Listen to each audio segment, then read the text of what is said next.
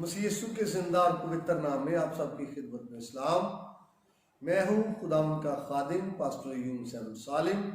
Word power TV देखने वाले तमाम व्यूवर्स को खुशामदीद। तो पहले की तरह आज फिर हम खुदावंद के कलाम को सीखेंगे। तो मेरे साथ निकाल सकते हैं खुदावंद के जिंदा और पवित्र कलाम में से मुकद्दस यूहन्ना रसूल का अंजीली बयान, उसका 12वां बाब है और उसकी 12वीं आयत से 19वीं आयत तक हम पढ़ेंगे। दोबारा सुनिए, मुकद्दस यूहन्ना रसूल का अंजीली बयान, उसका 12वां बाब 12वीं आयत से 19वीं आयत तक हम पढ़ेंगे। लिखा है, दूसरे दिन बहुत से लोगों ने जो ईद में आए थे ये सुनकर कि यीशु यरूशलेम में आता है, खजूर की डालियां लीं और उसके इस्तकबाल को निकलकर पुकारने लगे कि होशाना, मुबारक है वो जो खुदावंद के नाम से आता है और इस्राएल का बादशाह है। जब यीशु को गधे का बच्चा मिला तो उस पर सवार हुआ, जैसा कि लिखा है, ऐ सिय्योन की बेटी मत डर, देख तेरा बादशाह गधे के बच्चे पर सवार हुआ आता है। उसके शागिर्द पहले तो ये बातें ना समझे, लेकिन जब यीशु अपने जलाल को पहुंचा तो उनको याद आया कि ये बातें उसके हक में लिखी हुई थी और लोगों ने उसके साथ ये सलूक किया। पास उन लोगों ने गवाही दी जो उस वक्त उसके साथ थे, जब उसने लाजर को कब्र से बाहर बुलाया और मुर्दों में से जी लाया। इसी सबब से लोग उसके इस्तकबाल को निकले कि उन्होंने सुना था कि उसने ये मौजज़ा दिखाया है। पास फरीसियों ने आपस में कहा, सोचो तो तुमसे कुछ नहीं बन पड़ता, देखो जहां उसका पैरो हो चला। खुदावंद के पाकलाम के स्वाब से आज हमें बड़ी बरकत मिले, आमीन। सो मेरे अज़ीज़ो, पाम संडे के हवाले से ये पैसेज बड़ा खूबसूरत है और यहां पर जब यीशु मसीह शाहाना तौर पर यरूशलेम में दाखिल हुए हैं, उस बात को बयान किया गया है। यीशु मसीह ने गधे की बच्चे की सवारी की है और शाहाना तौर पर यरूशलेम में दाखिल हुए हैं और लोगों ने उसके लिए नारे लगाए और उसका खैर मकदम किया, उसका इस्तकबाल किया। और यहां पर मैं आपको बताना चाहता हूं, यीशु मसीह को लोग वेलकम कह रहे हैं, खैर मकदम कर रहे हैं, तो बड़ा रश है, बड़ा क्राउड है। तो एक तो रश की वजह यह थी कि लोग जो यरूशलेम में ईद मनाने के लिए आए हुए थे, और दूसरी ये भी वजह थी कि लोग जो है उन्होंने सुना कि यीशु ने लाजर को मुर्दों में से जिंदा किया और वो यीशु को देखना चाहते थे। तो जब यीशु गधी के बच्चे की सवारी करके यरूशलेम में दाखिल हो रहा है तो लोग जो है बड़े रश की सूरत में अपनी आवाज़ों को बुलंद करते हैं और नारे लगाते हैं। इस तरह से एक खूबसूरत जुलूस की सूरत में यीशु मसीह का इस्तकबाल किया गया। तो बड़ी बातें हो सकती हैं, डालियां जो उन्होंने लहराई इस हवाले से, खजूर की डालियों के हवाले से, कपड़े बिछाने के हवाले से, उनके जो नारे हैं, होशाना, दैट मीन हमको बचा, इनके हवाले से भी बातें हो सकती हैं। लेकिन चूँकि आज मैं एक ख़ास इसको टाइटल दे के इस पर बात करना चाहता हूँ, इसलिए हम बाकी बातों पर बात नहीं करेंगे। और जो टाइटल मैं दे के बात करना चाहता हूँ उसका नाम है इस्तकबाल। तो यहाँ पर जो लफ्ज़ है 13वीं आयत में इस्तकबाल इस्तेमाल हुआ है। खजूर की डालियां ली और उसके इस्तकबाल को निकल कर पुकारने लगे कि होशाना, मुबारक है वो जो खुदावंद के नाम से आता है और इस्राएल का बादशाह है। यहाँ पर लिखा है उसके इस्तकबाल को निकले, तो लफ्ज है इस्तकबाल, इस पर हम बात करेंगे, इसी मौजू पर बात होगी। तो लफ्ज इस्तकबाल जो है ये अरबी जुबान का है और लुगात के मीनिंग हैं इसके खैर मकदम और पेशवाई और ताजीमन आगे बढ़ना और ज़माना आइंदा या फिर मुस्तकबिल। लुगात जो है इस्तकबाल के मीनिंग ये बताती। एक और लफ्ज़ है हिंदी जुबान का है और वो है स्वागत। और स्वागत के मीनिंग होते हैं खुश आमदीद, आओ भगत, सलाम और आदाब। एक और लफ्ज़ है यहाँ पर, वो है खैर मकदम। ये अरबी जुबान का लफ्ज़ है, इसके मीनिंग हैं इस्तकबाल, आपका आना मुबारक। हमारे यहाँ जो ज़्यादा फेमस और ज़्यादा इस्तेमाल किया जाता है वो है खुश आमदीद। खुश आमदीद जो है ये फारसी ज़ुबान का लफ्ज़ है और इसका मतलब है कि जो आ रहा है या आने वाले को खुशी के साथ एक्सेप्ट करना, आने वाले को खुशी के साथ कबूल करना। अरबी ज़ुबान का एक और लफ्ज़ बड़ा फेमस है, वो है आहलन व सहलन। तो ये भी खुश आमदीद के मानों में इस्तकबाल किया जाता है, खुश आमदीद के मानों में इस्तेमाल किया जाता है। तो अब इस्तकबाल जो यहाँ पर है इसकी वजह बताना चाहता हूँ। नंबर तो इसकी वजह यह है कि फतह की वजह से, और नंबर 2 खुशी की वजह से, और नंबर 3 एहतराम। लोगों के अंदर ये था कि ये जो आ रहा है ये हमारा बादशाह बनेगा और रोमी तसल्लत को तोड़ेगा और हमें फतह बख्शेगा, इसलिए लोग उसका इस्तकबाल कर रहे थे और लोगों के अंदर खुशी थी, खुशी का इजहार कर रहे थे। और लोग जो के एहतराम कर रहे हैं वो यीशु मसीह को कबूल एहतराम के साथ कर रहे हैं, इसलिए ये इस्तकबाल कर रहे हैं।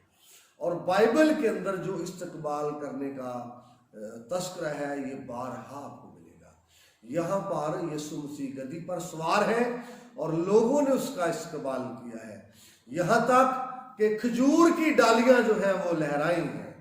और इसके लिए आप इसकी पूरी डिटेल अगर चाहते हैं तो आप मत्ती का अंजीली बयान उसका 21वां बाब पहली आयत से पढ़ें, और लूका का अंजीली बयान उसका 19वां बाब इसको पढ़ें, और फिर यूहन्ना का अंजीली बयान जो हमने पढ़ा है 12वां बाब 12वीं आयत से, तो आपको ज़्यादा डिटेल के साथ मिल जाएगा कि जब लोग इस्तकबाल कर रहे हैं तो लोगों के पास डालियां हैं, खजूरों की डालियां हैं, दरख्तों की डालियां हैं, और लोगों के पास नारे हैं और लोग उसके राह में कपड़े बिछा रहे हैं।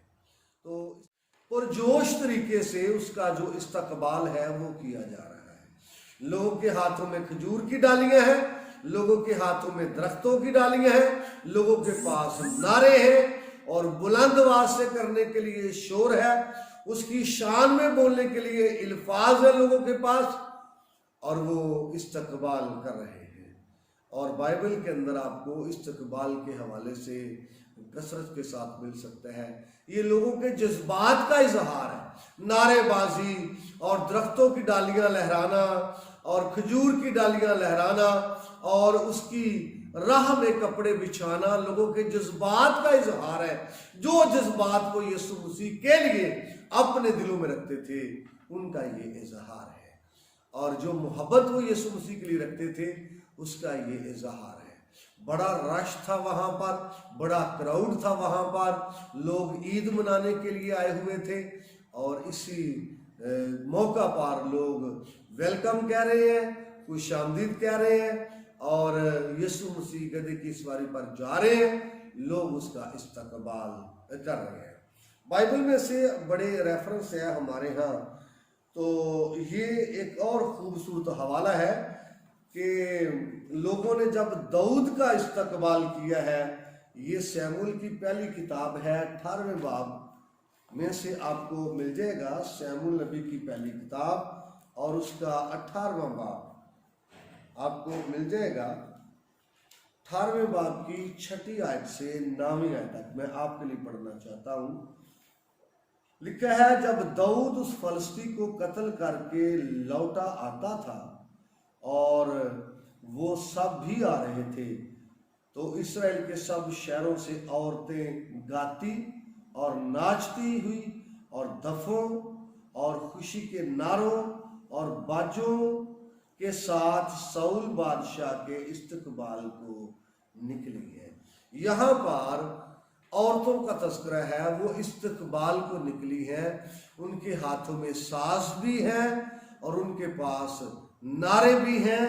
बाइबल कहती है नारे भी हैं और वो गाती भी हैं और वो नाचती भी हैं और वो कर रही है इस्तकबाल।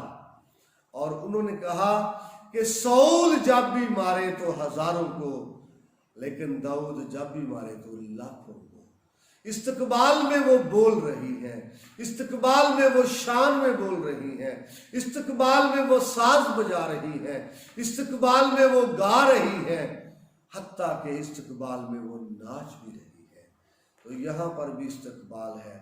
जिस तरह से यीशु मसीह का इस्तकबाल हुआ है, यहाँ पर फतह की है और दाऊद का और साउल बादशाह का इस्तकबाल है। वहां पर भी नारे हैं और जब यीशु मसीह का इस्तकबाल हुआ वहां पर भी नारे हैं और बड़ा शोर शराबा है और रश है।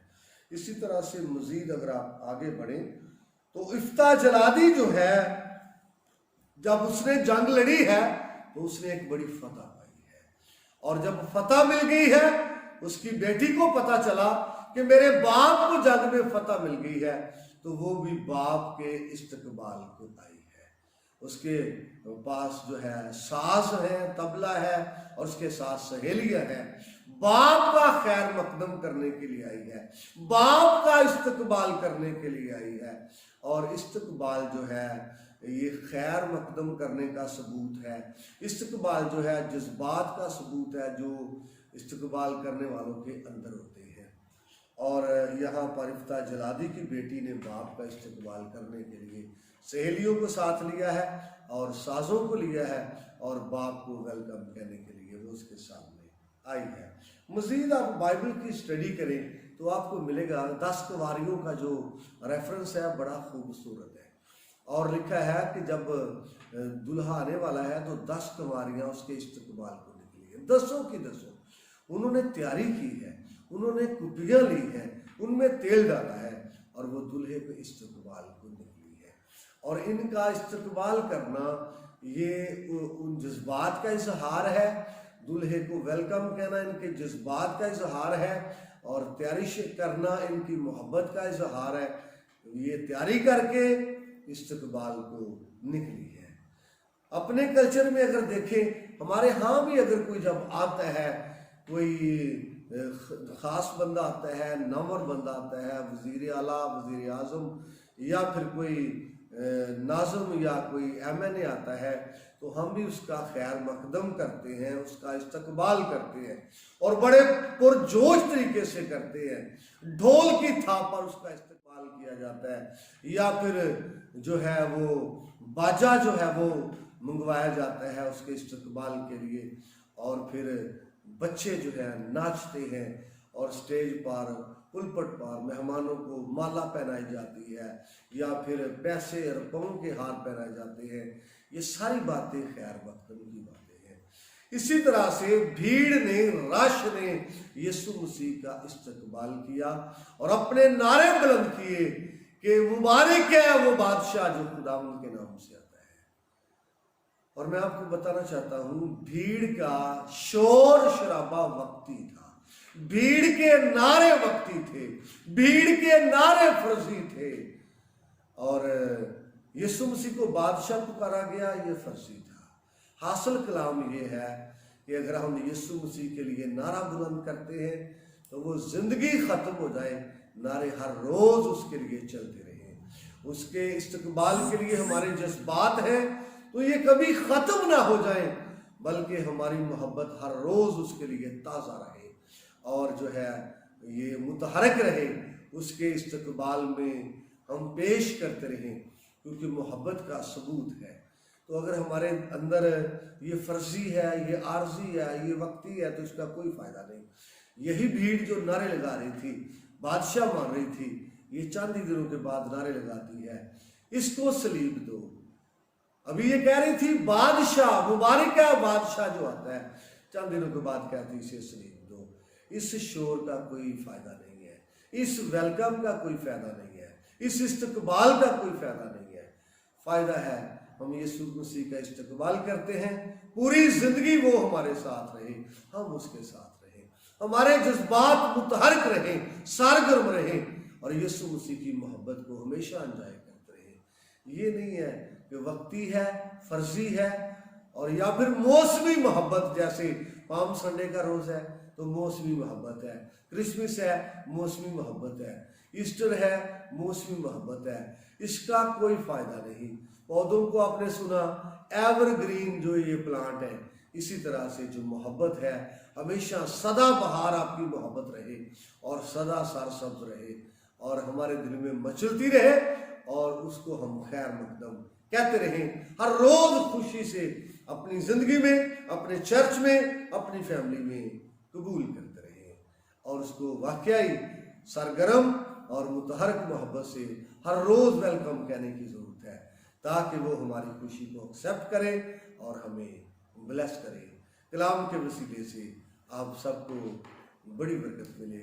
मेरी तरफ से वर्ल्ड पावर टीवी देखने वाले तमाम दोस्तों को पाम संडे की खुशियाँ बहुत बहुत